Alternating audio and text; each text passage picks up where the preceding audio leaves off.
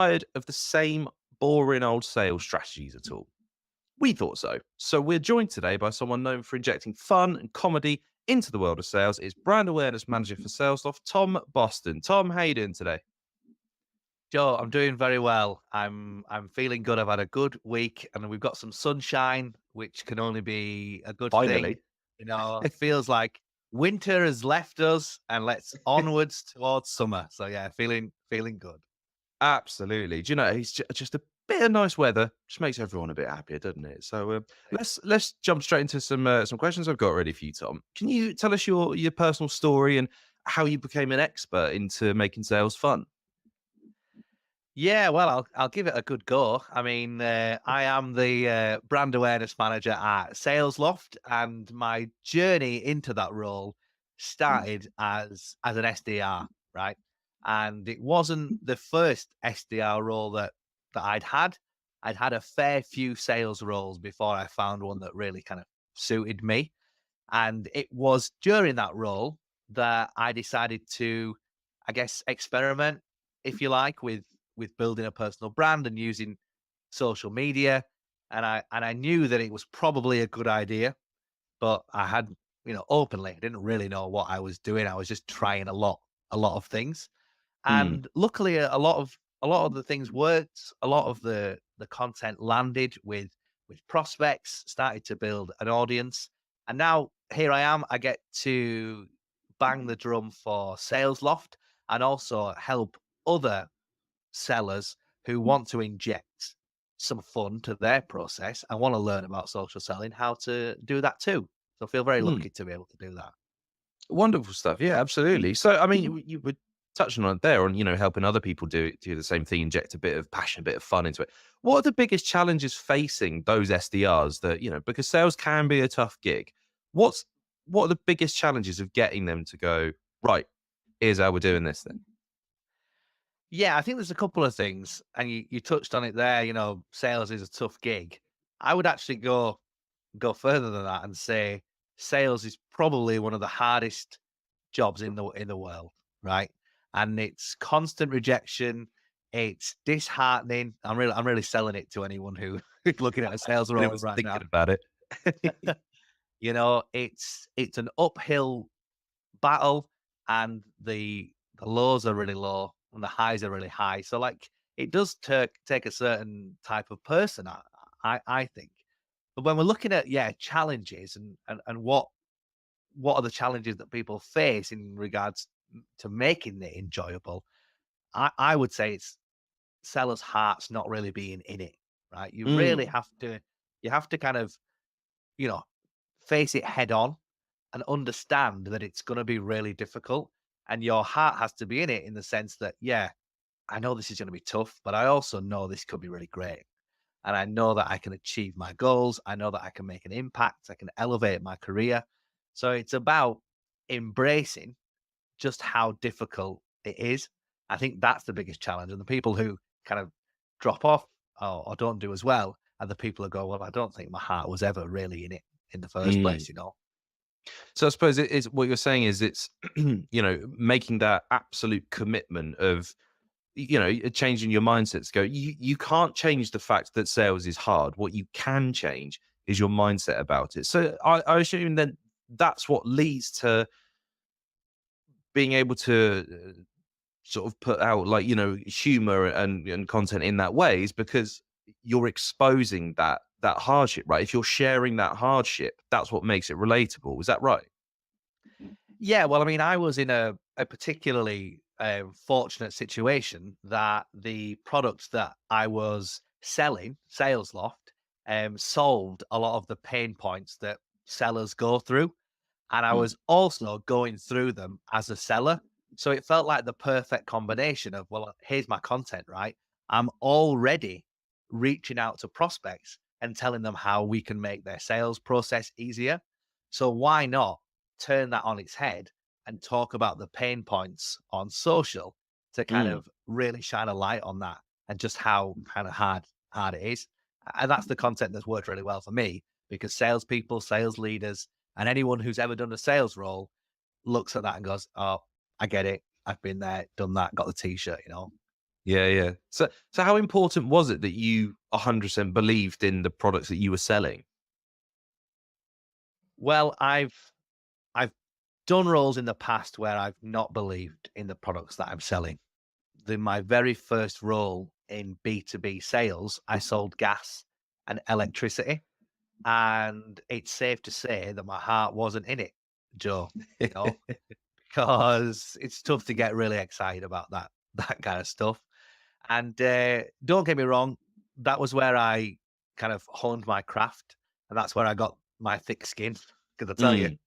if you if you want to get some training on rejection, try and sell people utilities. Right. That's a good tip for you.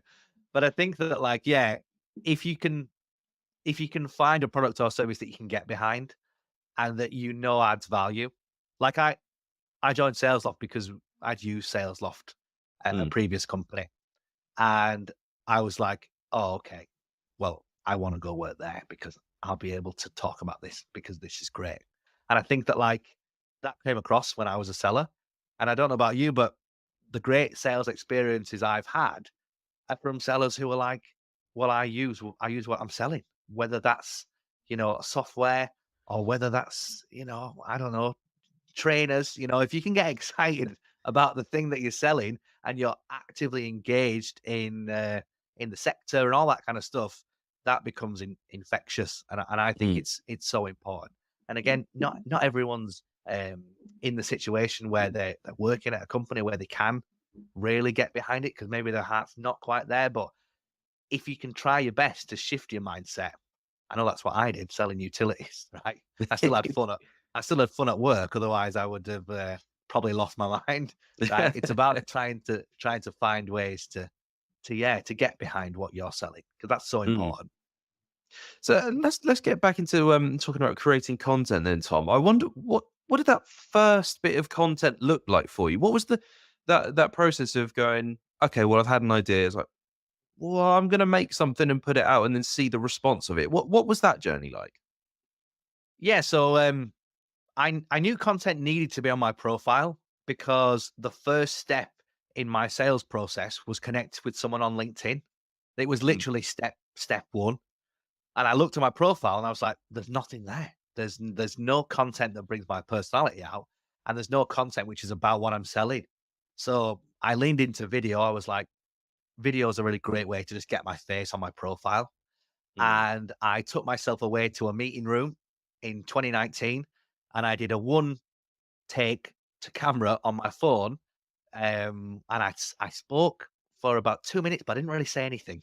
Don't know if you've I don't know if you've done those pieces of content maybe in your early career. It was just me waffling, right? But the basis of it was, hey LinkedIn, because that's how you start LinkedIn videos, right? When you when you're new. Hey LinkedIn, I am going to record a video every week and see what happens. That that was it. I kind of publicly set myself a mission to record a video every single week. I didn't know what the direction would be or where it would take me, but I'd almost gone, yeah, I'm going to set myself a challenge. I'm going to see if I could record a 1 2 minute video every week and kind of see what comes of it.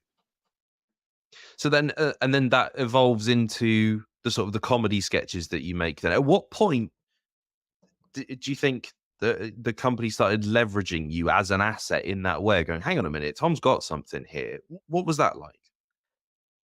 Yeah, that took a long time to be completely honest, right? It probably took about 6 months of me recording a video every week for it to even, yeah, get traction and start to become like a thing. And I'm Mm. quite honest about that. I don't like to set kind of false expectations that, oh well, you do a couple of videos and boom, you're away. It took it took a while. But I think that like after about, I'd say 2 or 3 months, I'd started to get messages from people internally, a lot of the team out in the States who had kind of seen the content. And then that started to filter onto our social channels, and they would then repurpose the content I was creating. So yeah, that whole process probably took about 6 months. Mm. But in the early days, it was kind of me just just giving things a go, seeing what works, seeing what didn't. And a lot of things didn't work, you know. Yeah, and I think something that when you make videos and you're trying to, make something that's a bit entertaining or a bit funnier, my first rule I always apply is don't worry about looking stupid. That's the first thing I think you have to get over. Is just look, it's fine. You just need to get over it. Could you give us some examples of successful sales campaigns that have used a fun, unique approach in a similar way? Yeah, I mean, I'm always looking for unique approaches, and I think that like as sellers, that's what we should all be looking to do anyway, right? I know that before I ever create a video or do a piece of prospecting, I ask myself, is this the best thing that my prospect will receive today? And if it's not, Mm, let's maybe try again, or at least try to think like outside the box, right? Because I think it's so important in this world of sellers just with the same messaging, repeated over and over again. How do you stand out? How do you, yeah, specifically grab someone's attention? Now, I do have a quick story. This is pre-COVID, right? This is back in the day when I was office based. But we discovered that a few of our prospects were based in the same building as us, right? And we grabbed a load of sales loft swag, and we headed up in the lift, and we cold called, right? But old school, where you knock, you knock on the door, and completely different experience, right? So, let's say the prospect's called Dave. We kind of knocked and said, "Can we speak to Dave?"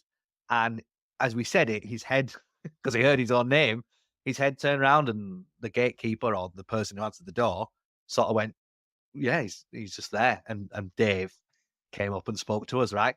Now, I love telling that story because you could email, you could call, you could prospect Dave for 4 weeks, but just knowing that he was in our building just gave us that impact to be able to get his attention kind of straight away. Now I tell that story because again, like in a world where we are looking to be different and stand out, is there opportunities for sellers to add um, physical interaction to their sales process. mm. Why not? It's so not done that it was just so easy as well. It's funny actually. It's reminded me of a story that I heard. We had Ollie Biddle on a webinar a little while ago, and he told the story about how they wheeled a massive Darth Vader just into a company. So they heard that this guy was into Star Wars, so we just got a life-size Darth Vader model, wheeled it in, and goes right. We got someone here needs to see you. So- I like that. Yeah, use the force. Very good. exactly, exactly. Um. So then while we've spoken about creating content that's got entertaining and comedic elements to it, how do you create and then maintain a fun and positive work environment for sales teams? I think it's about I think it's about open communication, right? I think it's about sharing the wins and also sharing the fails, Mm, because I think that's what keeps spirits up, right? Um, I can think back to conversations that I've had with my team, and often the most joyous conversations are about terrible calls that you've had, right? And you find yourself having more fun telling that story than you do telling the story of the deal that closed, right? And I mm. and I think that's so important because back in the day, if we use my utilities role again, that wasn't part of the culture at that work environment. If something went wrong, I would go to the toilets and cry, and then I would come back to my desk and kind of grit my teeth and get back on with it. But I think that like now in a world where we've got remote workers, we've got different teams, we've got so many ways to communicate. Like having an active way to connect with your team about things that work and things that don't are just a really good way to keep that fun and that excitement up. I Mm. love learning what's working for people. That helps me to grow and develop. But weirdly, I also love learning what's not working for people. Absolutely. I I mean, love you can hearing only, those stories. yeah. I mean, but by sharing those again, it's just well, yes, okay, you get a good story out of it, but you do learn something. You're like, okay, Yeah, well, now we know where not to go. So yeah. then let's going back to Dave upstairs then, and you knocked on the door to Dave. It's probably fair to say that he'll remember that for the rest of his career. Yes. And you've probably got a rapport relationship with him. So how does building relationships factor into making sales entertaining and slightly more enjoyable than just ringing up, "Hello, would you like to buy some gas?" Yeah, well, sales is only really enjoyable when you are hitting target, right? And I'm quite open and honest about that. You can have all the fun in the world and you can make all the LinkedIn videos that you like, but actually, if you're not hitting target, you're not really going to be enjoying the role, probably because you won't be in the role for a very long time, right? So I think it's so important to have that mindset of hitting target. But I think to go back to your question, the way to do that is to yeah have a mindset of, you know what, I have got a target to hit. I understand that I've got to get there, but to be successful and to have fun within that process, I need to have a structure that works. And I think that's so crucial in 2023, you know. Absolutely. Yeah, no, 100%. And so just continuing on with that then, how do you balance creating those relationships which lead to good deals and stuff, but also hitting your sales target? It's got to be a tricky one to balance. Yeah, it's a funny one because you want to build rapport, but you also want to hit target. And I Mm, think the balance comes with actually building the relationship first. So I'll share this. One of the aims for me as a seller was to make my prospect smile. Now, that might seem like a strange KPI, right? Because, well, actually, how does that benefit my target? But what I knew is actually if I'm creating a video that makes them smile, or I say something on the phone that makes them smile, or I send them an email that gets a reaction and makes them smile, I'm gonna set myself up for success later on down the sales process when I do ask for the meeting, or I do want to book some time with them, right? Or I do want to present my product or service. So I think the balance is really, really important. And I think sellers that thrive get that balance right. Okay. mm. Of course, I want to connect with my audience and I want to make them smile, but I also want to add value. And that balance, you hear the word edutainment. Have you heard that word, Joe? I have heard that a couple of times. Yeah. I don't know what I make of it, but one thing in that word is, educate and entertain. If you're just entertaining your prospects and making them happy and making them laugh and smile, then that's not sales, right? Similarly, if you're just trying to sell to someone and hit your target, that's not really sales either, right? It's combining the two. It's rapport building, relationship building, adding value, educating, and ultimately helping. Absolutely. Someone once said to me actually that any sort of content that you put out on your website, links, or whatever, it should do at least one of three things. It should educate, entertain, and inspire. And the best content does all three. And again, it's very difficult to get that right. Yeah. But yeah, that is 100% agree with your point there. Um, who inspires you, Tom? I want to know where does this funny bone of yours come from? Well, I've always loved comedy, right? My whole life. I've I've always enjoyed making people smile and yeah, kind of went down that route as a younger person, right? Did a drama degree and enjoyed making people laugh. Have always enjoyed creating sketches and all that kind of stuff. Mm, I'm a self-confessed failed YouTuber, filmed myself for a long time when I first moved to London. The content didn't do very well. Nobody cares, which was tough, which is tough to take. But in terms of the funny bone, like content online that I really engage with and connect with is the stuff that makes me laugh and smile. And I always say, like, you've got to do what you know, but also you've got to do what you love. And I think that mm, like that's also it's always a tip I give people. If that's the kind of stuff that you enjoy doing and consuming, then that's the kind of stuff you should put out, right? There's no point trying to make memes and gifs if you've never cracked a smile at a meme or a gif, because again, your heart's not going to be in it. So absolutely.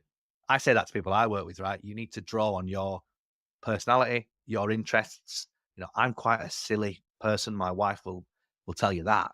So that was always going to be part of of my of my content and personal brand. And are there any resources or tools that you could share with our audience that you use to help make that content at all? Well, there's a podcast that I recommend to the audience. I don't know if you've heard of it. There's some northern bloke, some bald northern bloke with a ginger beard. Oh yeah, sounds good The so far. the No Nonsense Sales podcast has been going now for about 3 months, and I've interviewed guests from the world of sales. I mean, the reason I recommend it is 15 minutes long. It's great insight for sellers. And it's often, as you spoke about, those kind of key takeaways like, oh, okay, I've learned something there. Mm. I've got some insight there. So yeah, great resource for your listeners. But other than that, look at your own um, profiles, look at your own LinkedIn, right? And go to your activity, take a look at the last 10 to 15 pieces of content that you liked, that you shared, or that you commented on, because it was those scroll stoppers that got you to interact. So it's that kind of content that you should be inspired by. Again, goes back to what I was saying. Do what you love, create what you love, replicate content that you like to engage with. One final question now, and it's a big one. So, if there's one key takeaway, as we were just discussing there, one golden nugget when it comes to making sales more fun for sales teams, what is that one key piece of advice you'd like to give our audience today? Oh, let's make this a good one. Let's have a think. Probably, probably the phrase, if you don't laugh, you'll cry. I think that I've used that in sales. I've used that in my life, right? And I genuinely, I don't want to get too serious about comedy, but I genuinely believe that humor and comedy is the antidote to anything in life that troubles you, right? Now, sales is very very troubling, and I'm very honest about that. But I think if you can have an approach to sales where you're going, look, yeah, this is tough, but I can get through this, and I can try and find the humor, or I can try and find the joy. Lean on your colleagues to do that, right? Get on social to join a community that is also going through that too. And that's massively going to help you. And Joe, I get messages from sellers who have said exactly that. They'll say, Mm. "Thank you. Your content has got me through a tough day today. I've not had a great day on the sales floor, and I've watched a video and it's perked me up." And I love that. That's the best compliment you could give me. So yeah, if you don't laugh, you'll cry. Lovely stuff. Tom Boston, thank you so much for joining us for this webinar. Keep an eye on Lead Forensics' socials. We'll have another webinar coming up very, very shortly. But Tom, thank you so much for joining us.